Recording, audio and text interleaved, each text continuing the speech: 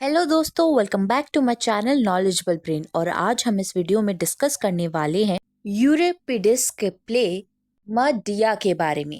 दोस्तों, जैसे मैंने आपको पिछली वीडियो में बताया था, यूरिपिडिस एक famous greatest ancient Greek tragic play right है जिन्होंने टोटल 90 प्ले लिखे थे, लेकिन सिर्फ 18 और 19 प्ले जो है आज तक सरवाइव कर पा रहे हैं। और मडिया उनका एक फेमस प्ले है। मैंने यूरिपिडिस के लाइफ और करियर के बारे में पिछली वीडियो में डिस्कस किया था, आप जाके देख सकते हैं। वीडियो ढूंढने में कोई दिक्कत आए तो प्ले लिस्ट में जाके ट्रांसलेशनल स्टडीज की वीडियो को देख सकते हैं।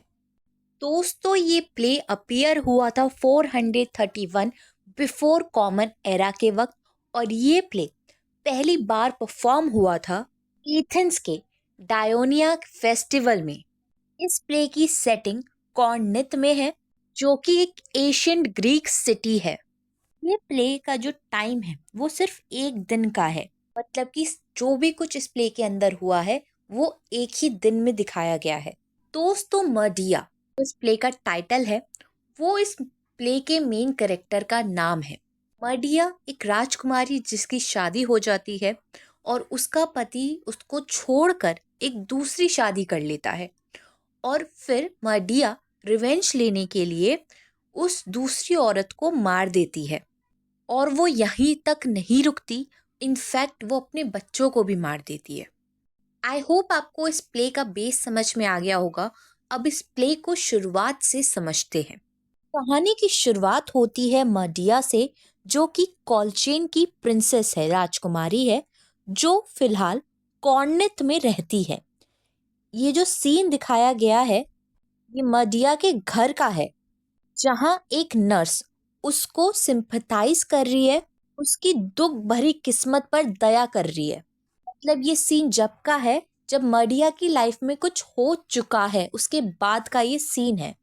मडिया उस दिन को कोस रही है जब उसकी मुलाकात हुई थी जेसन से, जब जेसन कॉल्चिस में गया था गोल्डन फ्लीस रिकवर करने। उस वक्त मडिया ने उसकी मदद की थी। मडिया और जेसन एक दूसरे के प्यार में पड़ गए थे, दोनों एक दूसरे को प्यार कर रहे थे। इनफैक्ट मडिया का प्यार इतना गहरा था कि उसने अपने फादर को छोड़ दिया था अपने लवर जेसन के लिए। दोनों की शादी हुई और बच्चे हुए, लेकिन मडिया की जिंदगी की खुशियां ज्यादा देर नहीं टिकी, क्योंकि उसके पति जेसन ने छुपकर एक दूसरी शादी कर ली थी ग्लाउजे से, जो की डॉटर थी किंग क्रियोन की, जो कॉर्निथ का राजा था। दोस्तों, जिस नर्स को मडिया अपनी कहानी सुना रही है, वो नर्स इस कहानी को एक दूसरे ओल्ड सर्वेंट को सुनाती है। एक अटेंडेंट आता है उस नर्स के पास मडिया के दो बेटों को लेकर। वो अटेंडेंट उस नर्स को बताता है कि मैंने किंग क्रियोन का प्लान सुना है। वो मडिया और उसके दोनों बेटों को देश निकाला देने वाला है।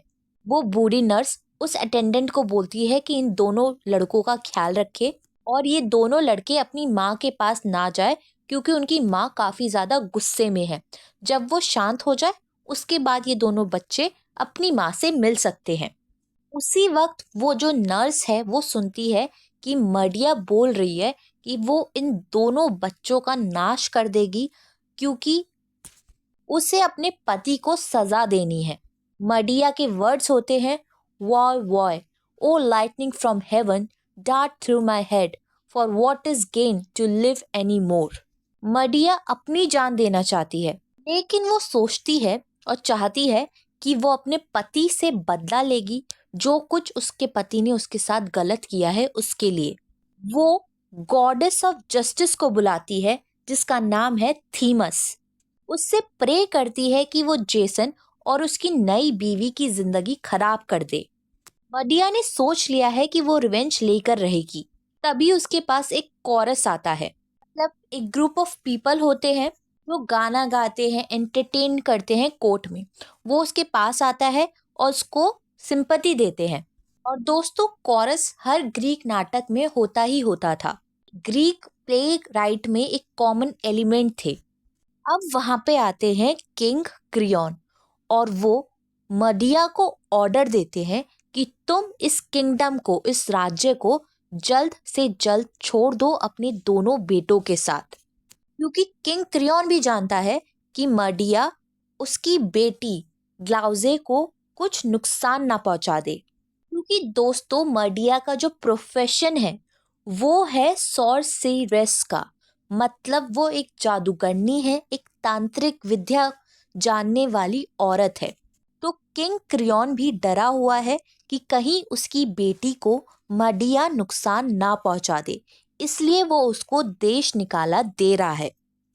अब जब किंग ये बात बोलता है, मडिया चुपचाप खड़ी रहती है, अपना गुस्सा नहीं दिखाती है। वो बल्कि उल्टा किंग से बोलती है कि प्लीज मेरे साथ कुछ दया दिखाओ, मेरे साथ थोड़ा काइंड बिहेवियर दिखाओ। लेकिन क्रियॉन पिटी शो नहीं करता, कोई दया शो नहीं करता मडिया पर, और वहां से चला जाता है। अब मडिया कसम खाती है गॉड हेकेटी की, जो कि मैजिक का गॉड है। दोस्तों, इस प्ले में मडिया काफी सारे गॉड को याद करती है, उनसे मदद मांगती है, उनसे प्रे करती है। इतने में वहां पर जेसन आ जाता है और वो मडिया को डांटने लगता है कि तुमने कितनी बदतमीजी से किंग क्रियॉन से बात करी है। और वो बोलता है कि तुम खुद जिम्मेदार हो कि तुम्हें देश निकाला मिल रहा है। अब मडिया जो है वो सब कुछ बोलती है कि उसने क्या क्या किया है जेसन के लिए। उसने जेसन के लिए अपना घर छोड़ा, अपने फादर को छोड़ा, उसकी मदद करी गोल्डन फ्लीस पाने में, जो कि एक मैजिकल कोट होता है, गोल्डन रम होती है अकॉर्डिंग टू ग्रीक माइथोलॉजी। लेकिन उसके बावजूद जेसन ने उसको धोखा दिया, अपने सारे वादों को तोड़ा। जेसन मडिया को कन्विंस करने की कोशिश करता है कि उसने जो शादी की है ग्लाउजे से, वो एक पॉलिटिकल मोटिव के लिए की है और वो अभी भी मडिया को पहले जैसा ही प्यार करता है। लेकिन उसके ये जो शब्द थे ये मडिया को इफेक्ट नहीं कर रहे थे। दूसरी तरफ एजियस, जो कि एथेंस का राजा है, जो डेल्फी से आ रहा है और उसकी इच्छा है कि उसको एक बेटा हो। वो चाहता है कि मडिया अपनी मैजिकल नॉलेज की मदद से उसकी मदद करे। मडिया उसको बताती है कि क्यों उसके पास एक बेटा नहीं है। मडिया उसको बोलती है अगर वो उसको शेल्टर देगा एथेंस में, अगर वो उसकी मदद करेगा, क्योंकि यहाँ से तो उसको बैनिश किया जा रहा है, तो वो अपनी मैजिकल पावर का यूज करके उसकी मदद करेगी और उसको एक बेटा देने में हेल्प करेगी। अजियस इस शर्त को मान जाता है और उसको शेल्टर देने के लिए तैयार हो जाता है एथेंस में। अजियस मडिया को बोलता है कि कॉर्नेट जो है उसका मित्र है, मतलब वो जो राज्य है वो उसका मित्र राज्य है, इसलिए मडिया को एथेंस खुद ही आना पड़ेगा। लेकिन वहां पर आके जब वो आ जाएगी वो उसको शेल्टर जरूर देगा। अब मडिया के सामने कोई भी मुश्किलें नहीं है। उसने इरादा बना लिया है कि वो किंग क्रियॉन को, उसकी बेटी ग्लाउजे को जिससे जेसन ने शादी करी है, और अपने दोनों बच्चों को मार देगी ताकि जेसन को दर्द महसूस हो। लेकिन वो जेसन को छोड़ देगी, उसको नहीं मारेगी, क्योंकि अगर उसने मार दिया उसको तो वो तो आजाद हो जाएगा, उसको तो कोई दुख महसूस ही नहीं होगा। वो चाहती है कि जेसन अपनी पूरी जिंदगी सफर करे। अब मडिया जेसन को अपने पास बुलाती है और दिखाती है कि उसको कितना पछतावा हो रहा है अपने बुरे बर्ताव के लिए। वो जेसन को बोलती है कि वो उसको माफ कर दे, और वो बोलती है कि तुम बिल्कुल ठीक थे, मेरी ही गलती है। उसके बाद वो अपने दोनों बेटों को बोलती है कि अपने फादर को गुड बाय बोलो, और अपने दोनों बेटों को बोलती है कि तुम अपनी स्टेप मदर ग्लाउजे के लिए गोल्डन चैपलेट और एक रोब लेकर जाओ एज अ गिफ्ट। ये बात सुनकर जेसन बहुत ज्यादा खुश हो जाता है। ग्लाउजे भी उस गिफ्ट को बहुत ही अच्छे से स्वीकार कर लेती है, लेकिन वो नहीं जानती कि उस रोप और उस गोल्डन चैपलेट में जहर है। अब मडिया को चांस मिला है अपने दोनों बेटों को मारने का, और वो उन दोनों को पैलेस के अंदर ले जाती है। इतने में एक मैसेंजर आता है और इन्फॉर्म करता है कि ग्लाउजे और उसके फादर की डेथ हो गई है। ये बात सुन के मडिया खुश हो जाती है, लेकिन वो रुकती नहीं है।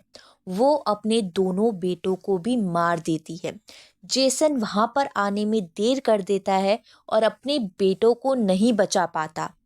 जेसन कोशिश करता है कि वो मडिया को मार दे, लेकिन मडिया ड्रैगन चैरियट में बैठकर भाग जाती है एथेंस के लिए। दोस्तों, ये ड्रैगन चैरियट उसको दिया है उसके डिवाइन एंसेस्टर हिलियोस ने, जो कि सूर्य देवता है ग्रीक माइथोलॉजी के। अब जेसन वहां पे खड़े होकर दुख मना रहा है अपने बच्चों की लाश को देखकर।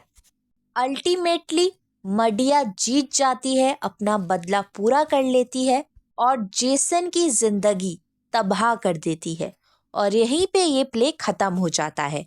दोस्तों, आई होप आपको ये प्ले समझ में आ गया हो अच्छे से। और वीडियोस देखने के लिए हमारे चैनल को लाइक करें, शेयर करें और सब्सक्राइब करना ना भूलें। अगली बार फिर मिलेंगे एक और नई वीडियो के साथ। Thank you for watching this video and don't forget to like, share and subscribe our channel.